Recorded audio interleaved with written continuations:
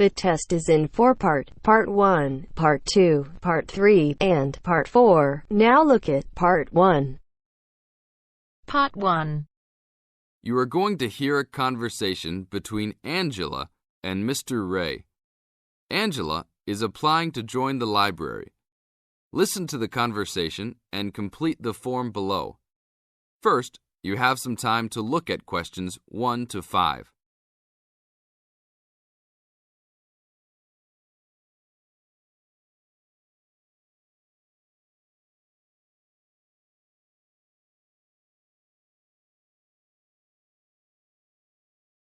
Now we shall begin. You should answer the questions as you listen, because you will never hear the recording a second time.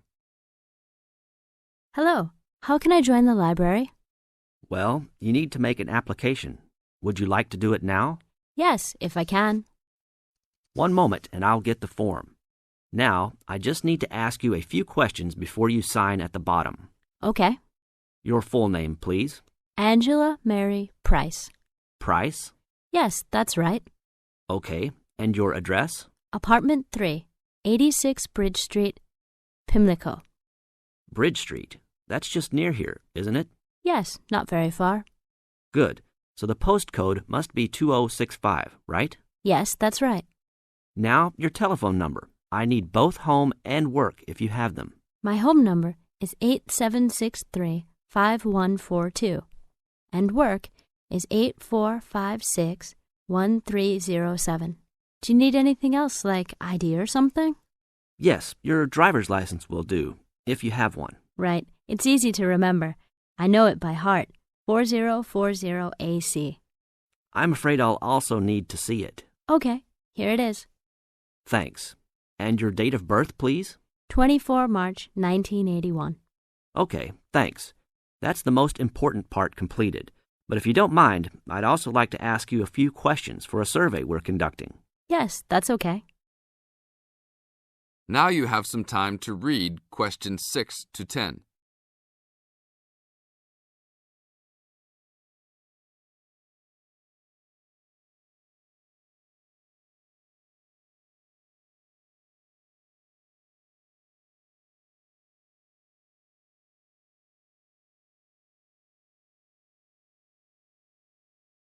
As the conversation continues, answer questions 6 to 10. What kind of books do you like to read? Here's a list to look at. Oh, it varies from time to time, but I always like to relax and learn about other countries I might visit one day. I don't like anything too heavy or serious, unless it's about animals or the environment. I'm not really into sport very much. Anything else? Well, I do like entertaining at home. You know, dinner parties. So I suppose you'll have something for me in that line. The pictures in those books always make me hungry, although they never seem to turn out exactly as they look in the books. Fine. I think that's all I need now, except I need you to sign here on the application form. Oh, and I almost forgot. The membership fee is $20, which is refundable if you no longer stay a member. There you are. Do I sign at the bottom here? Yes, that's right. You can borrow books now if you wish, although your membership card won't be ready until next week. So if you want to borrow today, you can pick up your card when you return your first books. That's if you want to take some now. I think I will, but I'll have a look around first. Okay, take your time. That is the end of Part 1. You now have half a minute to check your answers.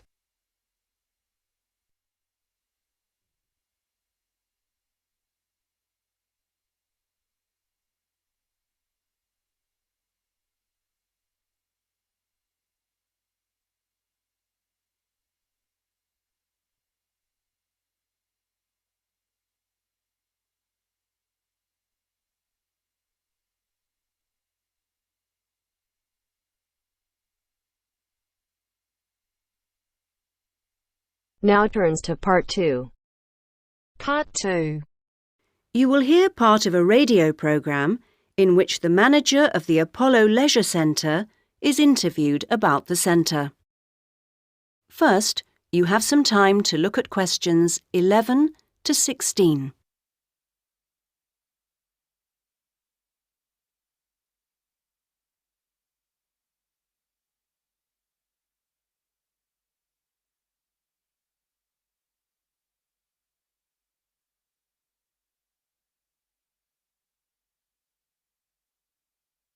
Now listen to the first part of the interview and answer questions 11 to 16. Next, I'd like to welcome Carol Brown, manager of the Apollo Leisure Centre. Carol, welcome. Thank you. Now, Carol, the Apollo seems a familiar sight, but how long has it actually been here? Well, we started negotiations to take over the previous active life centre that used to occupy the premises in 2000 and planned to open in 2001, although the usual delays meant it was 2002 before we were up and running.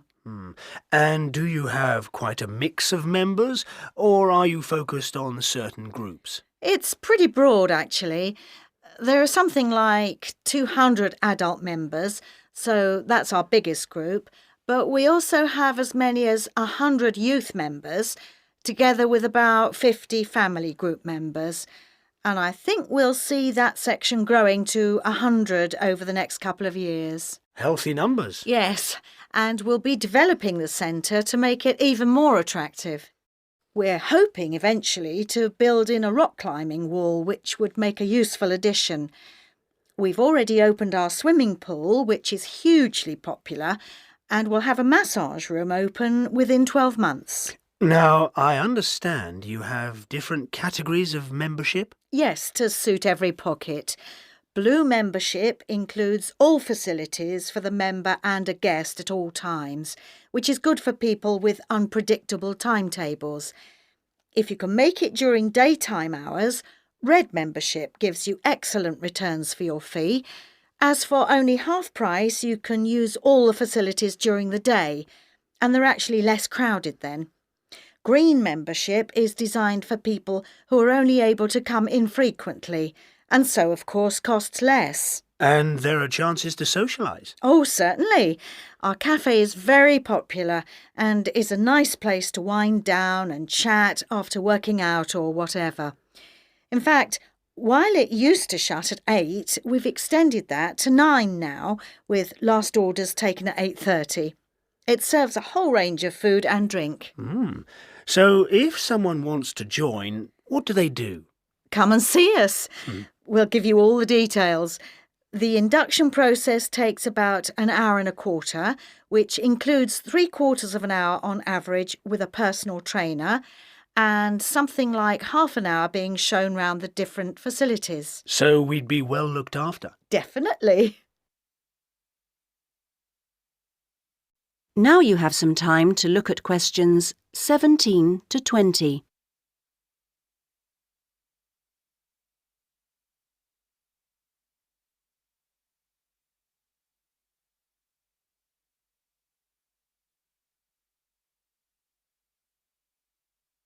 Now listen to the rest of the interview and answer questions 17 to 20.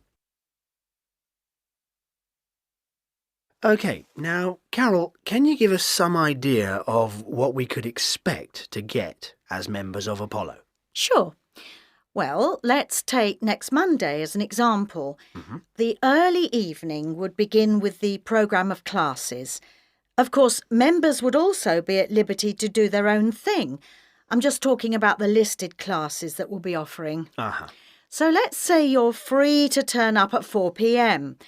You could spend an hour in a class that we call gentle exercise. This isn't a hard workout, as you might be imagining it, but a session designed for those who perhaps are not used to rigorous classes and would like something to ease them in. Right. The next thing on offer will be starting at 5, and again, it'll last for an hour. In contrast, this is what we simply call weightlifting. It's certainly not for softies, but this strenuous session is, of course, carefully monitored, and we wouldn't let anyone do anything silly. Oh, well, that's reassuring. And then, kicking off at 6:15, you'll be welcome at a class aimed at promoting better lifestyles, which we run under the banner of healthy living.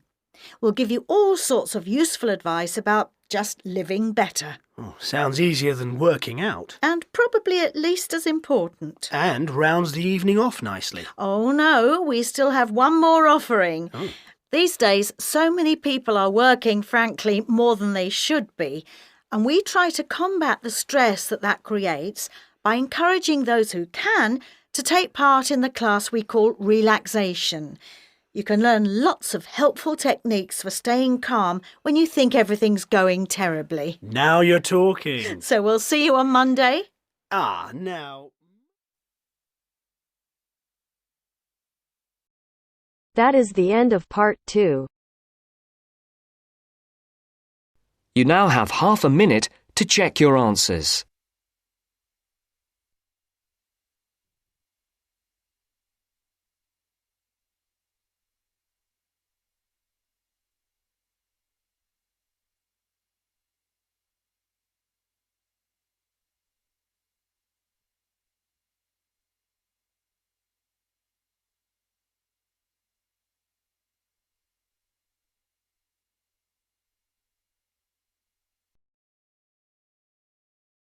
Now turns to part 3.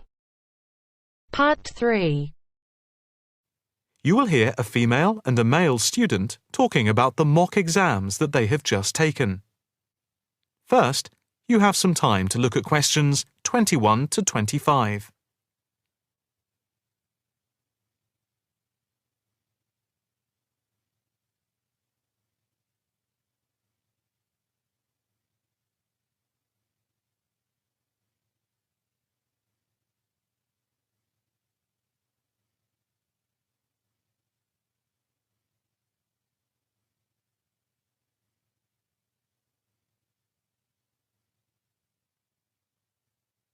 Now listen carefully and answer questions 21 to 25. So, what did you think of the practice exams last week? You mean the mock exams? Yeah. I thought some of them were tough. They were certainly hard and generally they were very long. Yeah, they were spread over a whole week, which made it impossible to relax. Exactly.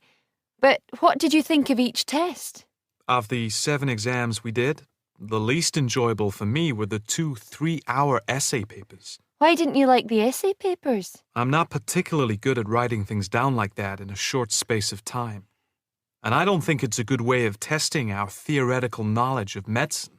I'm the opposite, I'm afraid. I'm much better in the written essay exams than the other types of tests. But what about the 2 multiple choice exam papers in basic science and anatomy? They weren't too bad. If you didn't know the answer, all you had to do was guess. That's okay, but I never feel comfortable with guessing. And you know that there is research that shows that women are disadvantaged when doing multiple choice questions compared to men. You've mentioned this before, but I'm not sure I believe it. It's true. Multiple choice questions benefit men more than women. They are a male construct. If you say so. It's not if I say so. Anyway, you have to be careful with multiple choice questions because of the negative marking. That can really bring the score down if you keep guessing and get all of the guesses wrong. It's double negative. Yeah, that is a danger. What about the role play? Did you like that? Yeah, with the actors and actresses as simulated patients. Yeah, I thought that was by far the best part of the exam. Why was that? What I liked about it was during the 24 test stations, we had a chance to show what we know about communicating with patients and show our practical medical knowledge, etc. Yes, I think I agree with you there. I enjoyed all of the stations, but I can tell you I was tired at the end. I have done a practice exam with 12 test stations, but not 24. It was exhausting, but also exhilarating. I agree completely. It lasted nearly 4 hours in total with the break. Before you hear the rest of the conversation, you have some time to look at questions 26 to 30.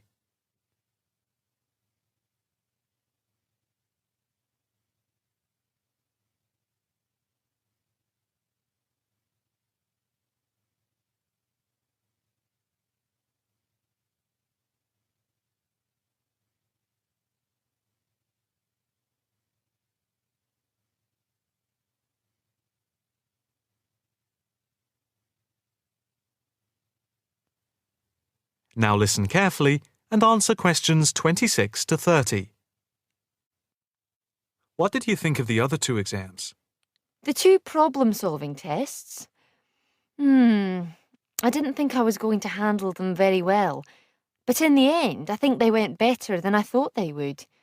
What I liked most was the test where we had to work in groups of 4, and to solve a problem we had to prioritise actions. That was very interesting. I'm not sure that I did very well in that, though. Did you feel comfortable being in a group of 4 and having 4 examiners watching you as you discussed the problem?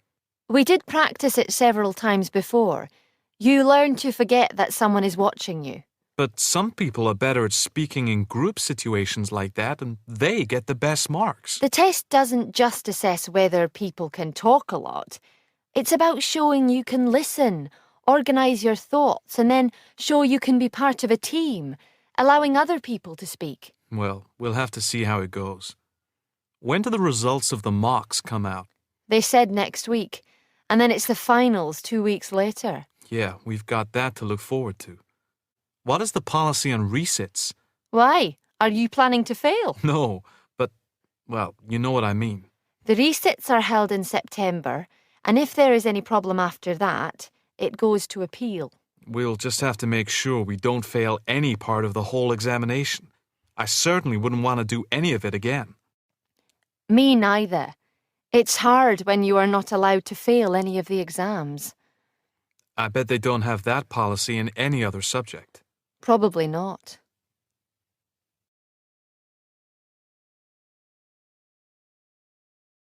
That is the end of part 3. You now have half a minute to check your answers.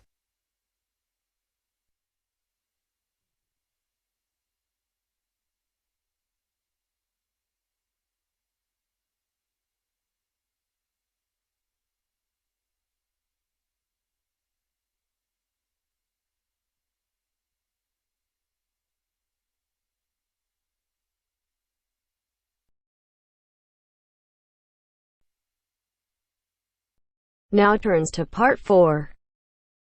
Part 4. You will hear a lecturer talking about the process of fossilization. First, you have some time to look at questions 31 to 40.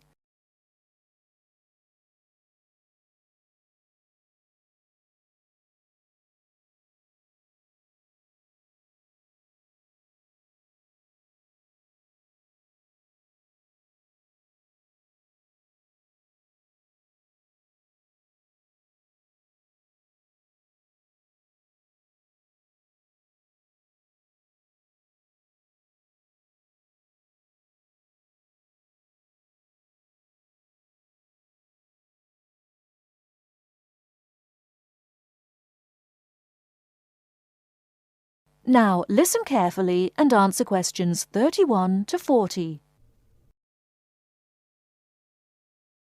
The foremost exhibition in any great natural history museum is almost invariably a skeleton of a large dinosaur, often the famous Tyrannosaurus rex, or T-Rex as it's usually known. Thus, one would think that these skeletons are plentiful, one for each museum, and more to spare in the basement. Well, here's an interesting fact. Almost every one of those T-Rex skeletons are just copies of the original fossils, and we only have 20 sets of these in the whole world. And the most complete is still missing 1/5 of its bones, and the rest are missing a lot more. And given that these dinosaurs once numbered in the thousands and existed on this earth for perhaps 3 million years, you can realize an obvious fact. Fossilization is actually an extremely rare occurrence. Fossilization can only occur when, after an animal dies, it is buried in soft mud or silt relatively quickly before the body completely rots or is torn to pieces by scavengers. Given this fact, the overwhelming majority of fossils are in marine sediment, where former marine life sank to the sea bottom, where sediment was being continually deposited. This means that we have a fairly good idea of the life in Earth's ancient oceans, but a much sketchier view of the land-based life forms.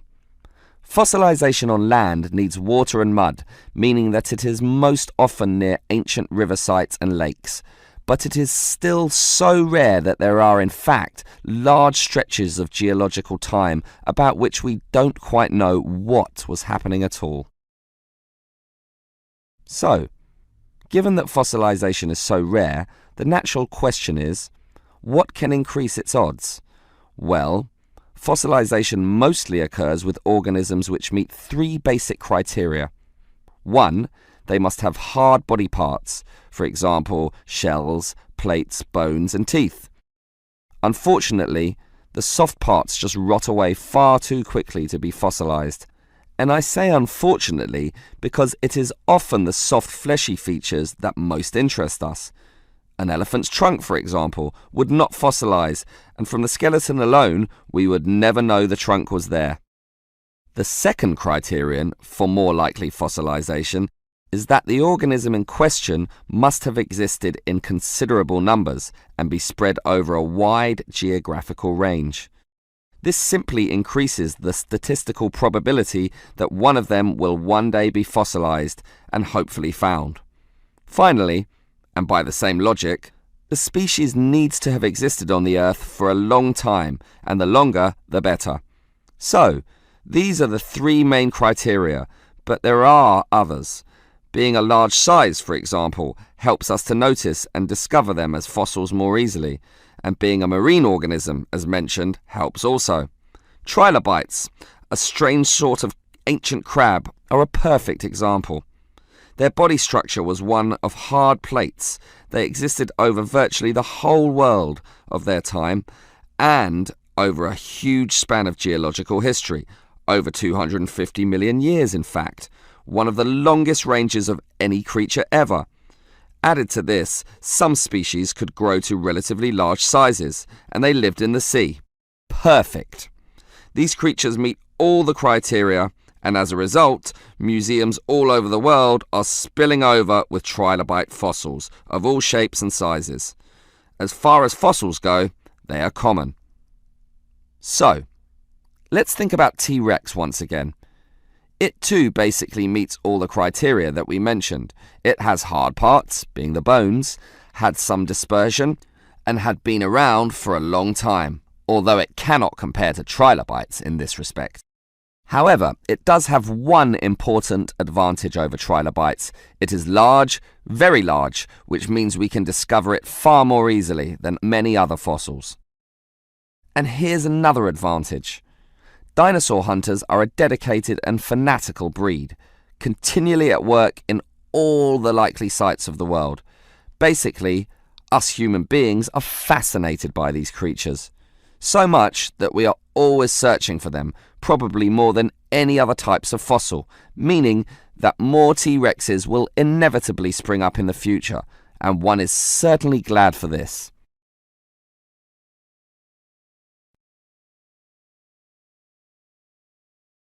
That is the end of part 4. You now have half a minute to check your answers.